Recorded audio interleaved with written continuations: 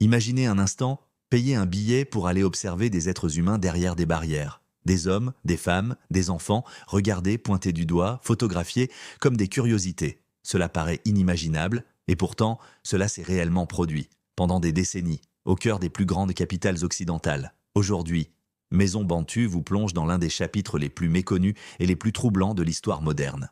Inspiré du livre Zoos humains, écrit par Nicolas Bancel, Pascal Blanchard et Gilles Boetsch.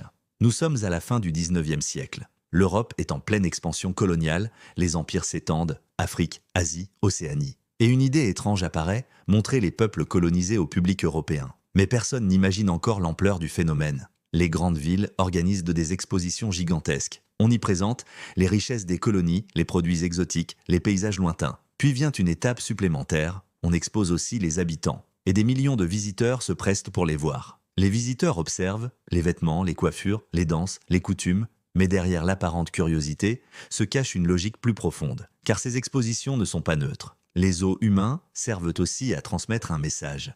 Certains peuples seraient plus avancés que d'autres.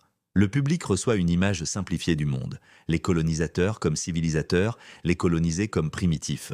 Et cette mise en scène influence durablement les mentalités. L'Afrique occupe une place centrale, des villages entiers sont reconstitués, des Africains sont invités ou parfois contraints à participer. Ils vivent sous le regard permanent du public. Mais ce que les visiteurs voient n'est souvent qu'une représentation artificielle. Les organisateurs construisent un récit destiné à impressionner, et parfois à justifier la domination coloniale. Car l'image peut devenir une arme politique. Des milliers d'images sont produites. Cartes postales, affiches, publicités, ces représentations circulent partout, et elles façonnent durablement la perception des peuples colonisés. Le livre pose une question essentielle. Quelles traces ces représentations ont-elles laissées ? Car les stéréotypes ne disparaissent pas immédiatement. Ils traversent parfois les générations, et certaines images du passé continuent d'influencer le présent. À l'époque, certaines disciplines scientifiques participent au phénomène. Des chercheurs mesurent, classent, comparent. Ils prétendent parfois démontrer des hiérarchies humaines. Et la science est alors utilisée pour renforcer certains préjugés. Le problème fondamental apparaît. Lorsqu'un groupe humain devient un objet d'observation, son humanité risque d'être oubliée. Et c'est précisément ce qui rend cette histoire si troublante. Derrière les foules, derrière les expositions, il y a des personnes, des familles, des vies, des enfants, des rêves, et certains ne reverront jamais leur terre natale. Les zoos humains ne concernent pas seulement la France. Ils existent en Allemagne, en Belgique, en Grande-Bretagne, aux États-Unis. Et des dizaines de millions de visiteurs y participent.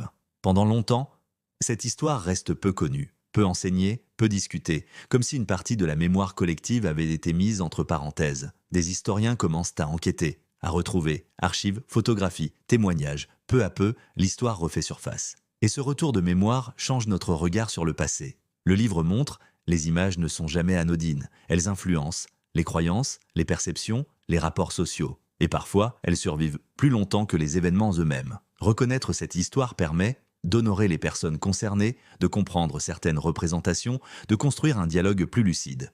Car une mémoire ignorée continue souvent d'agir dans l'ombre. Le véritable message de Zoos humains est peut-être celui-ci. La déshumanisation commence souvent lorsqu'on cesse de voir l'autre comme son égal. Et si la véritable civilisation consistait avant tout à reconnaître l'humanité de chacun, Zoos humains n'est pas seulement un livre d'histoire. C'est une enquête, une révélation, une réflexion sur le regard porté sur l'autre. Il nous rappelle qu'une société peut parfois banaliser l'impensable, et que la mémoire reste essentielle pour comprendre le monde dans lequel nous vivons. Si cette vidéo vous a marqué, abonnez-vous à Maison Bantu, parce que certaines histoires ont été oubliées, et parce que comprendre ces mémoires nous aide à construire un avenir plus humain.